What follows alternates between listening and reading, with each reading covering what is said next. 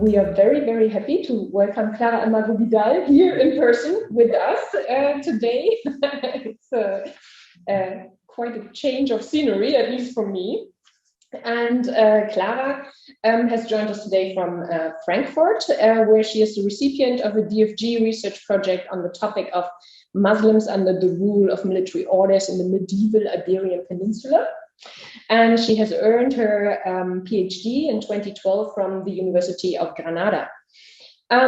She has also authored a number of fantastic papers on landscape analysis, religious minorities, and the history of the military orders, among other topics, and co-authored several volumes on medieval sources about Castilian nobility. Her first monograph was published in 2016 under the topic of medieval landscapes in the region Campo de Calatrava. I practiced before. And in January, she will actually start a new project in Madrid at the Open University of Spain on Muslims under seigneurial rule. Her presentation today is on uneven relationships, exploring the dependence of Muslims on military orders in medieval Iberia, and the preparatory reading that you all had was from her co-edited volume that she did together with Filomena Barros, which will come out next month, and which is on forms of unfreedom in the medieval Mediterranean. So we are now hoping that all of you have read the paper and will engage in the discussion afterwards accordingly. And as soon as you're ready, Clara, the floor is yours. Thank you. Thank you so much for such a kind introduction. And good afternoon to all of you, and thank you for being there on Zoom. I'm very happy to be here in Bonn physically. And I will start so we can have more time for the discussion. Next slide. I hope you will allow me to start my presentation with an anecdote. In 1502, the Muslims living in the Kingdom of Castile were forced to either be baptized or migrate. At the time, the Muslim communities who live in the Campo de Calatrava, the main territory of the Order of Calatrava, appealed to the kings and obtained special conditions for their conversion, such as the right to be treated as all Christians, to enter government office, to be exempt from certain taxes, and also to be exempt from the persecution from the Inquisition for a number of years.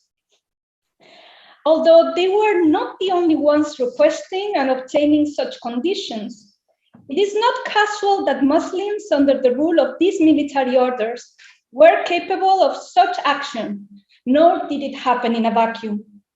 Their ability to organize themselves, which would remain strong throughout the 16th century against inquisitorial reforms, was the result of developments of centuries under the rule of the military order of Calatrava and of a very particular trajectory. They themselves recognized this distinction. As such, they took good care later in the 16th century to identify themselves as converts from Moros Viejos, or converts from old Moors, in opposition to the Moriscos of Granada, who had also settled in the area. This is an anecdote, true, and it refers only to a very light moment in time and one military order. However, it is at the same time one of many signs that point towards a reality in which the Muslims under Christian rule were not all the same. It was these and other informations that led me to the idea of my current project about Muslims under the rule of military orders, interacted with each other in the different kingdoms of the Iberian Peninsula, that is to say, Portugal, Castile, Navarre, and the kingdoms of the Crown of Aragon, from the 12th to the 15th century. Military orders' main reason to exist was to protect Christendom and to contribute to its expansion. In the context of the medieval Iberian Peninsula, they concentrated their efforts on the defense against military aggressions from Muslim armies from Al-Andalus and Northern Africa, and on contributing to the territorial expansion of the Christian kingdoms in which they were settled. Military orders were often and willingly, therefore, involved in war actions against Muslims. However, these same military orders and their members often interacted with Muslims outside of the scenery of war.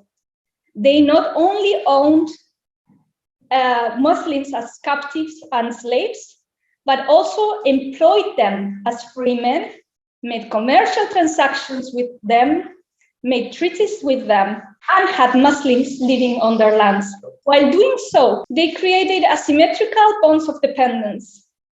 Indeed, conquests and war efforts, although not exclusively, led Muslims to become dependent on the rule of military orders through different types of relationships. As the title of my presentation states, I will be talking today about those bonds that links Muslims to military orders in medieval Iberia. The use of the word uneven in the title has a double meaning. For one, because the bonds between military orders and Muslims that I study are by definition asymmetrical. As part of the losing side in the territorial conquests, Muslims were systematically at disadvantage in the establishment of these relationships. For another, as I will try to show in the following minutes, because there is no such thing as one type of relationship that affected all of them. And even within the same type of relationship, there could be significant differences. The inherent imbalance of power between conquerors and conquered manifested itself as uneven, and in ways more complex than a simple dichotomy of victor and vanquished, or freedom and unfreedom. The goal of my presentation then today is to show how I'm exploring this unevenness, with a special focus on the Muslims who were nominally free and who lived on the territories of military orders, and also to explore the interests, limitations, and other factors that shaped them.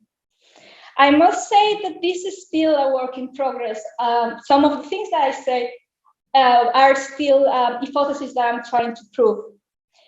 And my presentation will have two parts. First, I will share with you the information that I have found about this. And then from there, I will expand from that and explore implications of my findings and how I interpret them.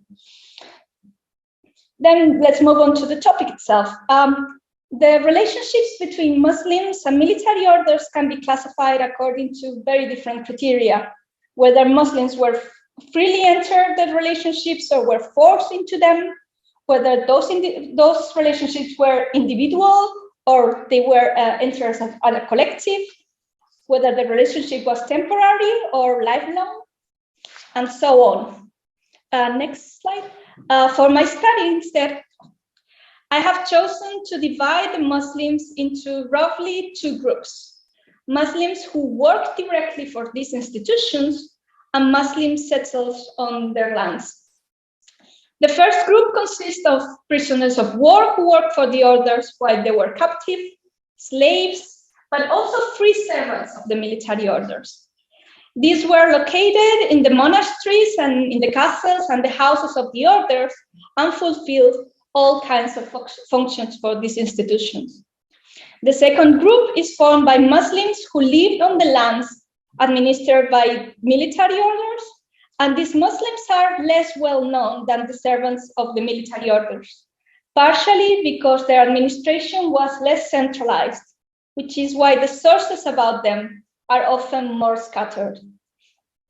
This division might seem not so intuitive as the other options, and even a bit random at first glance.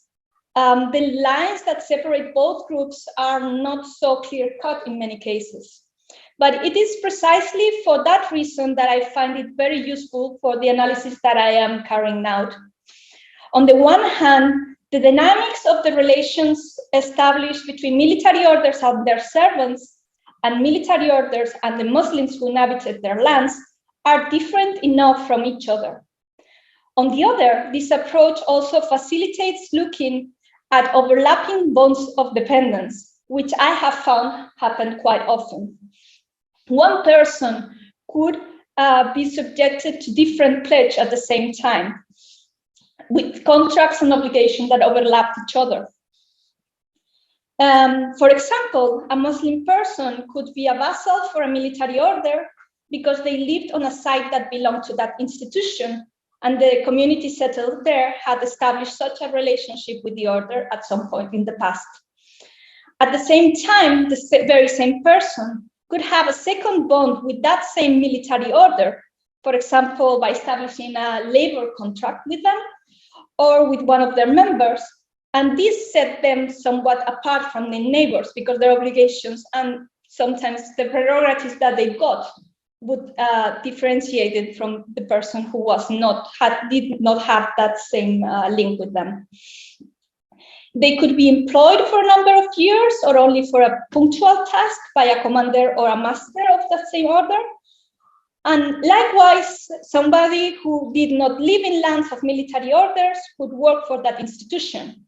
And somebody who lived on the land could develop their whole life without directly interacting with their lords beyond the payment of taxes.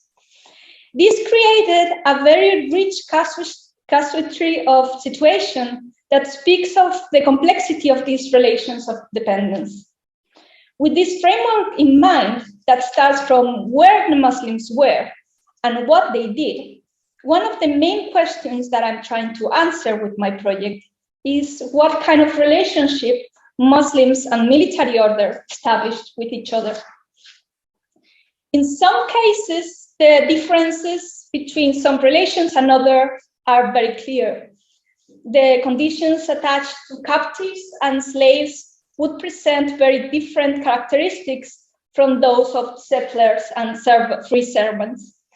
For one, because they had not entered the relationship on their own volition, nor could they exit it on their own agency. And even if, in some cases, even if slaves were manumitted, they usually kept links with their former lords. It is true that the distinction between the bonds that affected these free individuals and linked them to the orders sometimes appear blurred, and the ambiguity of the labels given to them in the sources contributes to that. But it is mostly in their identification, not so much in what the relationship implied and how it played out for the most part. On the other hand, the issues that relate to Muslims who just lived on the lands are complicated in a completely different way. That they were under the lordship of the military orders who owned the land seems to be quite a sure thing. How that lordship was established and how that relationship worked, however, still offer many unanswered questions. Moreover, and in contrast to the bonds of the servants, as I will try to show, the variability of those relationships of dependence was very wide, both in how they were established and in how they played out. My initial hypothesis when I started working on this project was that one military order in one particular area would yield an homogeneous exercise of power over the Muslims who were living there. However, this has proven not to be so accurate when one looks closer at the issue. In their territorial domains, military orders became lords not only of Christian settlers, but also came to administer and profit from the presence of Muslims who lived in these lands. Dependence relations between territorial lords and settlers most often included labor obligations and transfers of revenue generated by the settlers through taxation that was extracted not only in money, but also in kind by requesting the delivery of certain goods and also the fulfilling of certain obligations. Military orders also could and would often have jurisdictional power over their lands and their people, acting as justices, issuing norms and decrees, and interfering in the internal government of the communities. Muslims are described in the documents as vassals of the orders.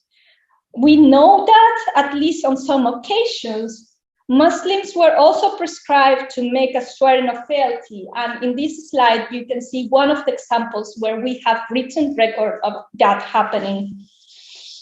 This is a written record that survives of such an act for a certain locality that was under the rule of the Order of Santiago at the beginning of the 14th century.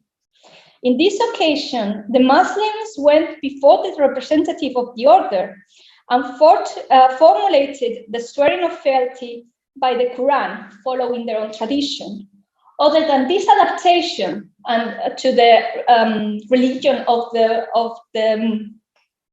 ones who are submitting themselves, the rest of the formula and the acts that they make to act out this surrender is strikingly similar. It's almost identical to that you find between Christians, lords and their vassals. So they are mentioned as vassals, and I have found that in order to understand how these relationships, how this vassalry and this relationship of dependence worked, it is fundamental to clarify the way in which they established those connections, as it was in the entry phase that Muslims and military orders defined the mechanism for the subsequent interactions with each other. Also, this moment, this beginning of the relationship, constitutes a well-defined moment for which the different case studies can be compared with each other, and one can see the common points that are shared and also the differences. The analysis of this aspect of the relationship is not devoid of difficulties. One of these problems is the question of the available sources, or more specifically, on the uneven distribution of the surviving written records that relate to the establishment of the relationship. The main source to study this initial moment of the relationships are the so-called population charters, or cartas de población. This term is used to allude an heterogeneous group of charters that had the common goal of regulating the terms of settlement for groups of individuals and eventually make them stay in a given territory. This type of document was widely issued in the Iberian Peninsula, mostly to Christian settlers, and often in the context of the territorial expansion of the Christian kingdoms. As such, their issue can be associated to recently conquered areas, although not exclusively, and they could be issued by kings, by territorial lords, such as bishops, noblemen, and also military orders. Most of these charters are issued to Christian settlers. Those are the recipients. However, in some occasions, they were addressed to Muslims. These charters that are issued to Muslims establish the conditions for the subsequent relationship, including describing the obligations in money, in kind, and in labor that Muslims under the new rule had to fulfill. And also, often they also describe how aspects related to the administration of justice, the rights of the Muslims, and even the conditions that Muslims had to satisfy if they wanted to exit their relationship with their lords or serve the land, had to. That's included in these charters. Around 20 population charters were granted by military orders to Muslims, or at least those are the ones that I have identified up to now. Their dates range from the 13th century until the final years of the 15th century, that is to say, almost up to the end of the Middle Ages. The majority of these documents, 9 of them, relate to the Order of the Hospitallers. Following is the Order of the Templars, who issued 4. The Order of Montesa issued 3. 2 were granted by the Order of Calatrava and 1 by the Order of Santiago. In addition to this list of documents that I have identified, there's a number of indirect references that glimpse at the possibility that this number would have been originally higher, and that perhaps the geographical distribution of these charters would have been wider than the eastern half of the Iberian Peninsula. But no certain proof has been found yet, so I cannot be sure. most of these charters are referred to the eastern part of the peninsula. This means that we are dealing with a conspicuous absence of written records of this type for large geographical areas. Interpreting this absence as an absence of interest on the part of the military orders is very problematic, as one must also consider the existence of different traditions regarding documentary records in the different kingdoms, as well as the randomness that sometimes accompanies the survival of documents up to the present day. I will return to this point later. Going back to this list of documents that we do have, we also have, together with them, a handful of written records that, without falling into this by itself ill-defined category, also relate to Muslim settlers establishing themselves under the lordship of military orders. They are, for example, licenses granted to military orders to populate with Muslims, also such as the one that I have just described, the description of the swearing of fealty of the Muslims that come under the rule of military orders. And also references to lost documents that could or could not be privileges that could be assimilated to this kind of document. These population charters all share the common goal, and they usually contain many similarities among them, both in the structure and in the subject of the clauses that they include. And even in the grammatical formulations that they use. For this reason, they have usually been treated as if they were all the same thing. However, as I will try to show you, there are some slight but significant differences among them. And this, in turn, raises the question of whether they are reflecting homogeneous processes of incorporation into the lordship of military orders. At first glance, all the charters have a similar structure. First, the two actors are described. They say that the military order and the Muslim turned up, and they also establish the main action that is being enforced in these charters, which is usually the establishment of an agreement with the Muslims. Then here in this first part, we find the first difference among these type of charters. The way in which Muslims are mentioned in these charters can be very, very variable. In some of them, as you can see in the first very long list of names, all the inhabitants of a certain settlement are mentioned by name. That is the case, for example, of the Charter of Perpuchent. It's a place in the Kingdom of Valencia. In other cases, they are not mentioned in individual level, but only some of them are mentioned like that. That's, for example, the case of the Charter of Villastar that you can see a bit lower. Vobis Ferrac de Pali et Abraham Algeves et Juvamestar et Abdullah Absis Abenamet et Ali Populatoribus Sarracenis modusunt velinan aria antiaerunt.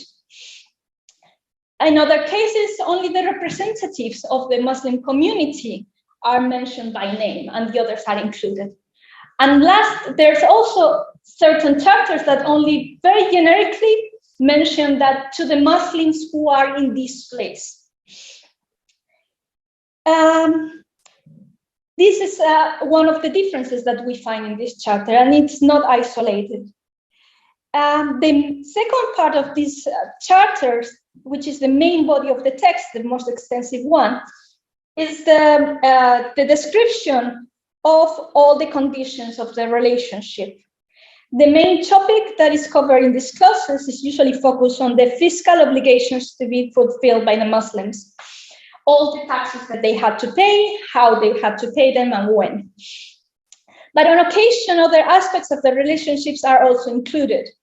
For example, some charters include information about how the justice should be administered, who was in charge of that, what law was to be followed, how how the exit of the relationship could be regulated.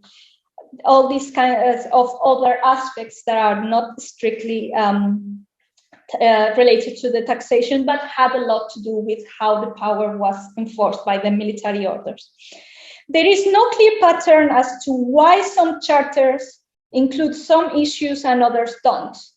It seems to be, at least that's what I think, that the inclusion or not inclusion is the result of internal negotiations that took place before drafting the charters. And we are not privy to how these discussions took place. And there is one further difference in the charters that I find very, very significant, and I think this is the key. In some of them, there is an extra section of the document after this second one that describes the clauses of the relationship and before the validation. In this section, as you can here see one of the examples of the Charter of Villastar, the Muslims themselves express verbally that they acknowledge the agreement of the terms that had been described and confirm that they are entering the relationship with their new lords. And usually they promise to be faithful or to obey their lords and to obey the terms of the agreement. This difference is not casual. The fact that some charters include this section and others don't is related to the fact that we are in fact before not one type of document, but before two different types of charters that are granting two different things. Those, for example, those that include this clause, such as that of the Charter of Villastar or the Charter of Perpuchent, grant the right to settle on the land. And in granting this right, they establish the rule for the subsequent relationship. They imply the active establishment of an agreement that is binding by both parts and that affects a particular group of Muslims with whom the orders formally enter the relationship. This would explain why, for example, the Charter of Perpuchent, which I showed in a slide before, includes the name of all the Muslims who are entering this relationship. It's important to describe and mention who is entering because it's a contract. The other type of charters granted to Muslims, those that don't include this clause, do not seem to operate with the same degree of two-sidedness. They don't seem to be so much a contract between two parts. Although they are self-defined as pacts or agreements, for example, in the town of Aldea, they are mentioned as instituciones et pacta, and in Ribaforrada, they are mentioned as conveniencia. Strictly speaking, they only fix the terms of the relationship as granted by the order. They do not grant the right to settle in itself, and also they do not formally establish the relationship that is established between the Muslims and the military orders. They just confirm that these are the rules to be followed. They are the written record, so to say, of an agreement already reached sometime in the past that fixes the terms of the relationship. And this is mentioned inside the documents because they usually mention expressions such as "Feimos convivencia con vos." We made an agreement with you in the past. This difference in the make of the documents, although very subtle, indicates that the military orders were employing at least two different mechanisms with the same goal: to regulate the relationship with the Muslims on their lands. One I would call a settlement grant, while the second, which is the same described agreement, would be not so much an agreement, but rather an imposition of or a confirmation of an agreement. These two types of documents show slightly different structures. The agreement do not include the explicit acknowledgement given by the Muslims of the new relationship. And also, I think it's not casual that the validation clauses in these agreements, these ones that do not grant the right to settle, is much less elaborated than the other ones. And so we have these differences within the charters of population. But to further complicate matters, or rather to make them more interesting, I mentioned before that most surviving records that relate to the settlement of Muslims on land of military orders come from the eastern half of the Iberian Peninsula, and more specifically from the peninsular lands of the Crown of Aragon and the kingdoms of Navarre and Murcia. I have not found any charter of population for Muslims for any other area of the peninsula outside of in the west of these areas. There is a very plausible explanation for this information imbalance, a combination of documentary laws maybe, and the existence of different written traditions, as I mentioned, as well as maybe the difference in the context of how the conquests took place and the characteristic of Muslim communities, among other factors. However, it must be said that this absence of settlement charters granted to Muslims does not reflect an absence of Muslims on the lands, nor does it reflect a lack of interest by the military orders for these populations. Quite the opposite, in fact. At latter times, we see Muslims in these areas, and we see quite a lot of Muslims who are paying taxes to military orders, who are being under their justice, and more generally, they're living in their towns and on their lands. The lack of written records makes it very difficult to assess how the transition into the lordship of the orders took place in these instances, but it is important to try to clarify this because it's a very big area. Despite this difficulty, it is possible to interpret some of the information that we have in a way that is very telling on how the transition might have taken place in some cases. Let me expand on this for a minute. For one, we can detect that there was a lot of continuity on the obligations from the previous stage, I mean, under Islamic rule, and after the conquest towards the new lords. This, I mean, what the Muslims were obligated to do towards the representatives of a land of the Islamic State kind of gets shifted towards military orders, and the Muslims under their rule are fulfilling the same obligations, only the recipients now are the military orders. The mention of taxes of clear Islamic traditions that are now paid to the military orders speak of this point, for example, very clearly.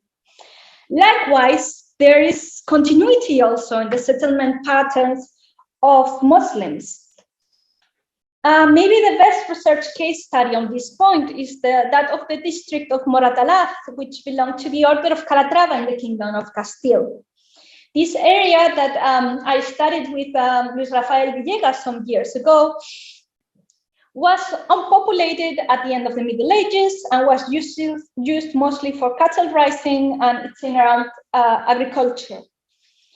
However, this area that at the end of the Middle Ages was shared by the towns around it, its origin can be traced back to before the Castilian conquest. And we know now that it was composed by a network of small dispersed settlements, Muslim settlements, that would administratively depend on a city before the conquest, which would be the Medina of Calatrava, the Islamic city of Calatrava. After the conquest, the link to the Medina of the Islamic city probably broke down because the whole area suffered a strong reorganization. But the population, or at least a portion of it, stayed in place. And the limits and the structure of this area remained mostly unchanged until the beginning of the 14th century, 2 centuries after the conquest. During the later centuries of the Middle Ages, the district was gradually depopulated from its original Muslim inhabitants, who probably emigrated to the surrounding towns that were flourishing with the support of the order. And the area lost its original character, although its name and to an extent its boundaries would remain well into the early modern era. In the neighboring area south of Morata, the district of Aberturas, that you can also see on the chart, experimented similar trajectories in which there was a tacit permanence of Muslims who then would gradually then move towards other settlement centers. So here we have a physical continuity under the rule of military orders of the settlements by the Muslims. But also other cases that gives us information on how the transition would work.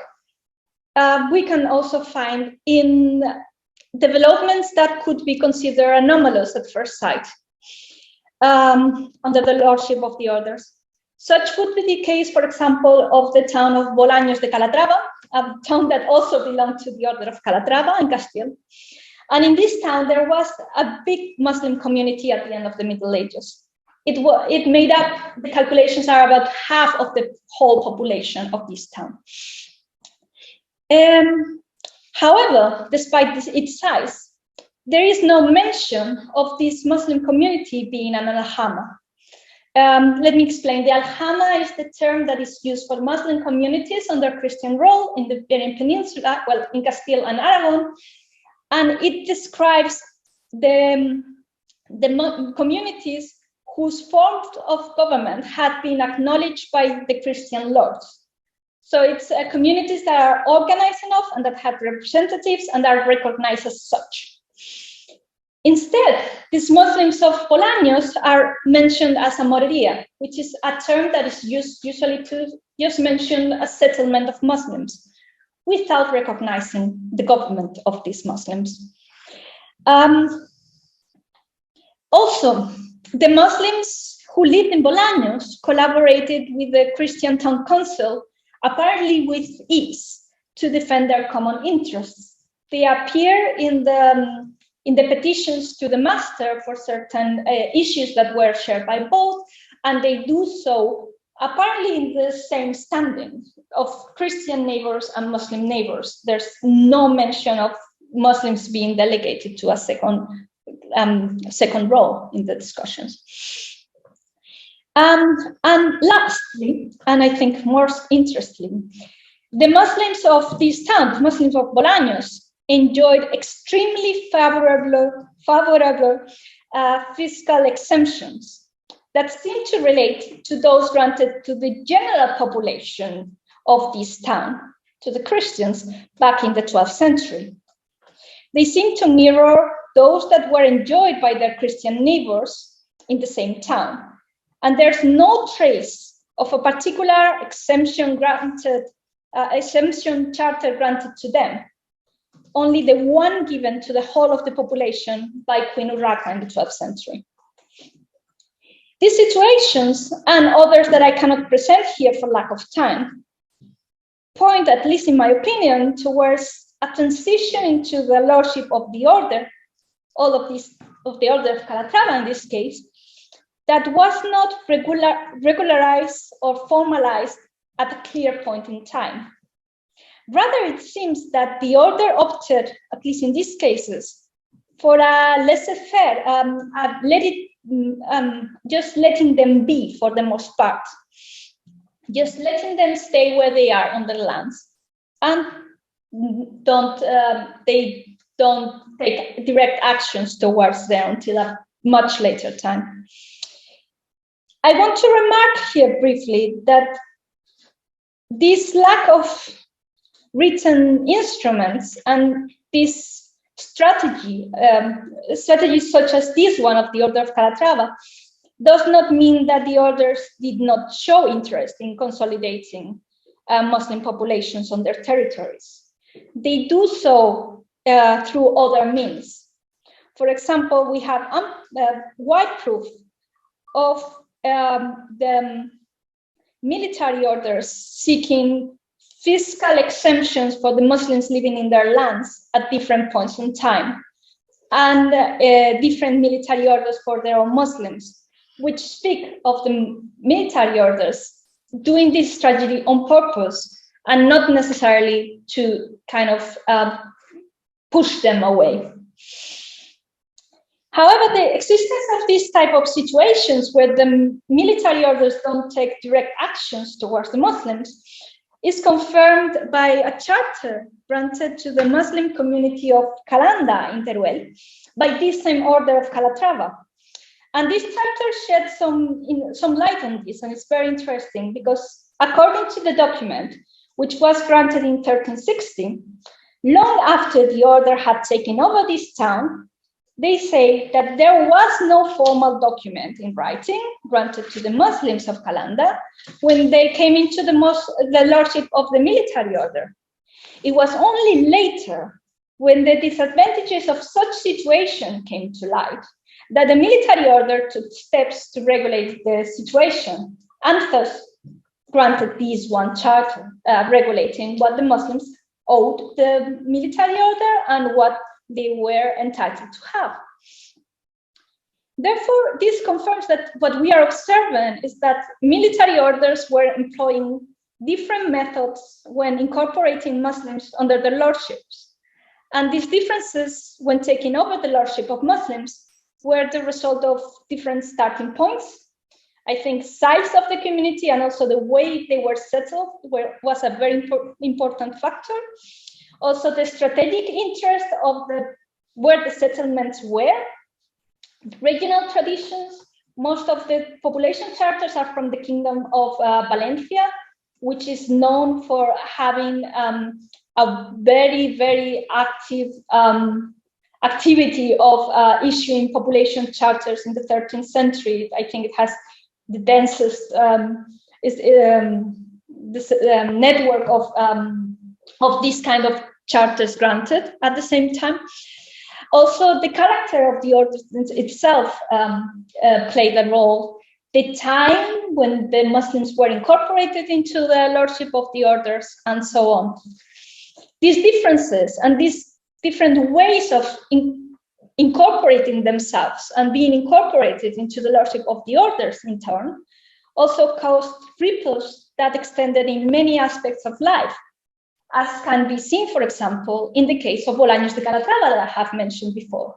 We have a very big community that it's not in disadvantage necessarily with their Christian counterparts, but doesn't show the characteristics of a very institutionalized community. This is very particular, and I think it can only be explained by the way in which they were incorporated into the lordship.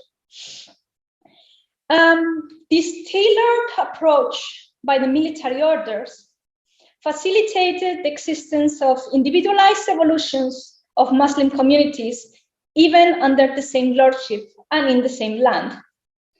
Perhaps one of the aspects in which these differences become more visible can be found in two different aspects.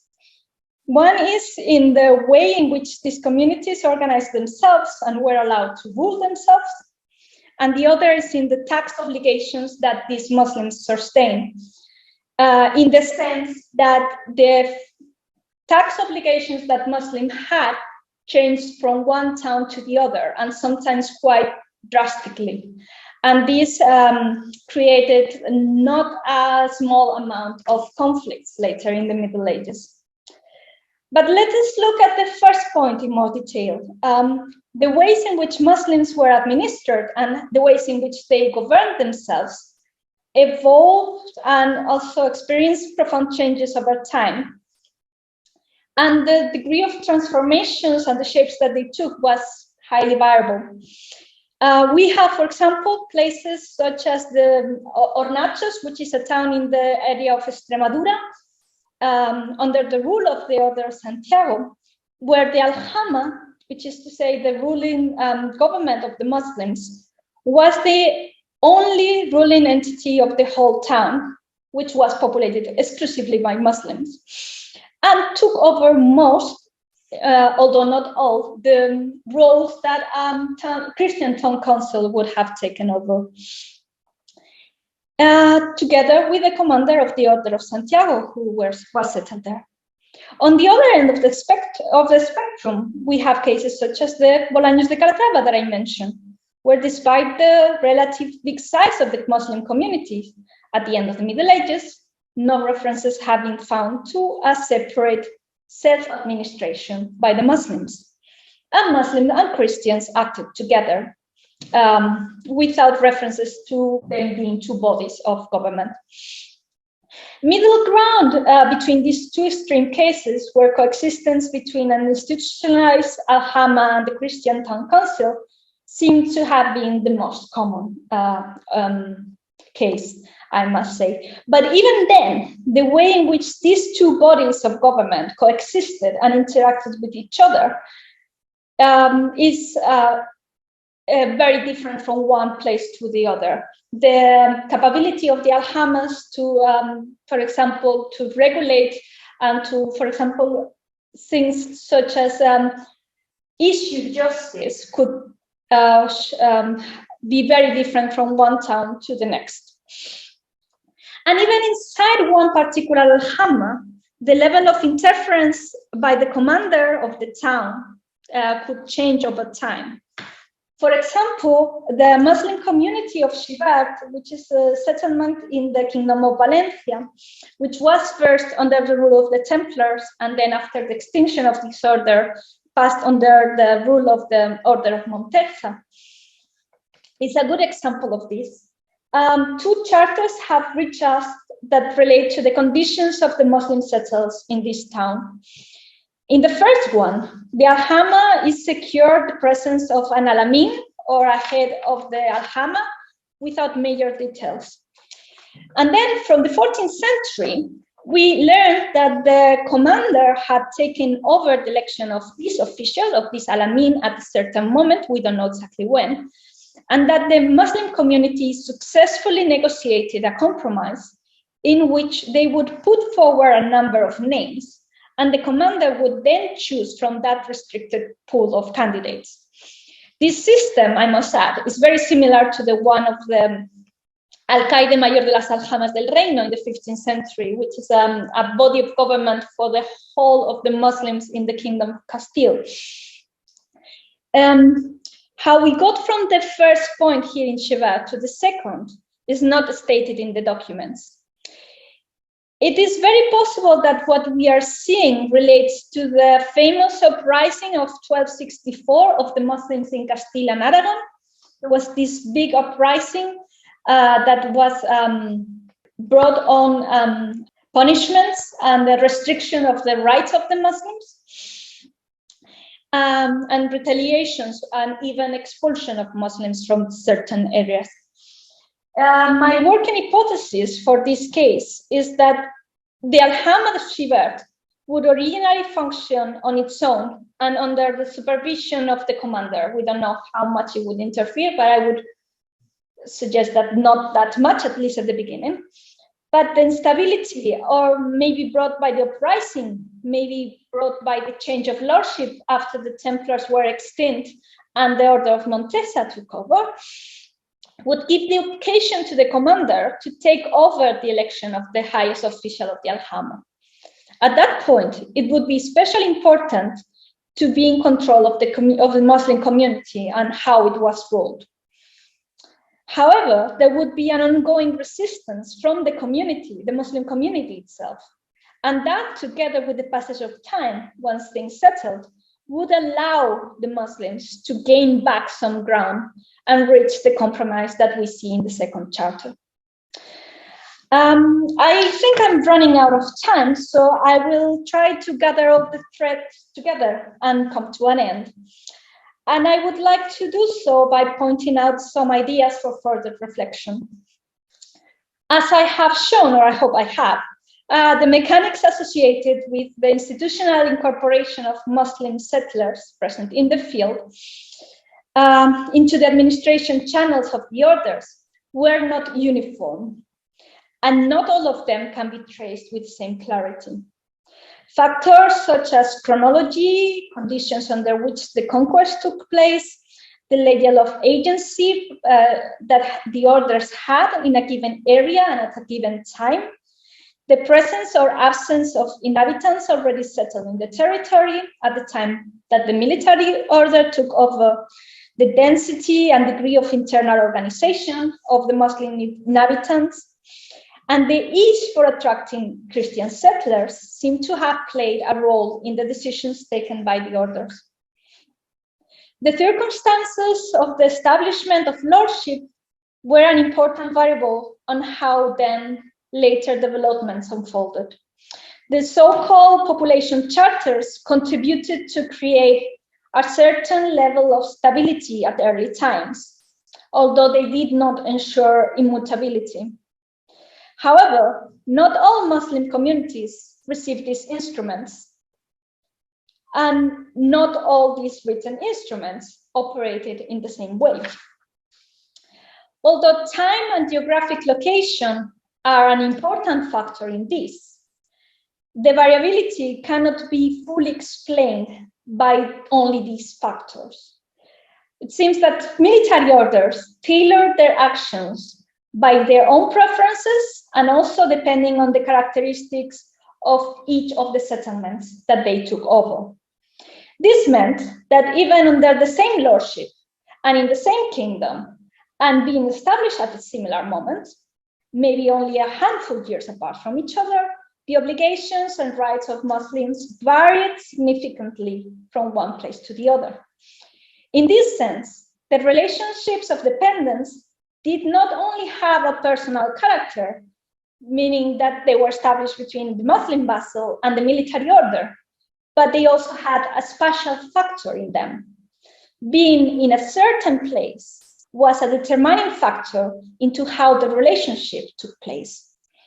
The use of a particular approach or another at the beginning of the relationship between Muslims and military orders affected later developments of these communities. In turn, the interest and strength of the military orders to interfere in the ways in which these communities operated and also imposed new structures and practice was a fundamental element in how Muslims under the rule integrated themselves in the new situation in which they found themselves. Muslims were vassals of the orders, yes, but what that meant in practice, beyond a very vague principles of obedience and protection, could vary quite a lot. In some cases, as shown at the beginning of my presentation, these differences reinforced a common identity that survived even after these people were not Muslims anymore. In other instances, although I have not been able to explore it here for lack of time, they created internal conflicts. And in any case, and with this I will finish, it seems that with regards of Muslims under the lordship of military orders, indeed, the devil is in the details. Also, the regional diversity does not take away from the fact that Muslims under the rule of the different military orders enjoyed conditions and faced challenges at a particular pace that set them apart from those under other lordships. How this variability and unity played out, only further explorations will bring into light. And hopefully we will understand it better in the future.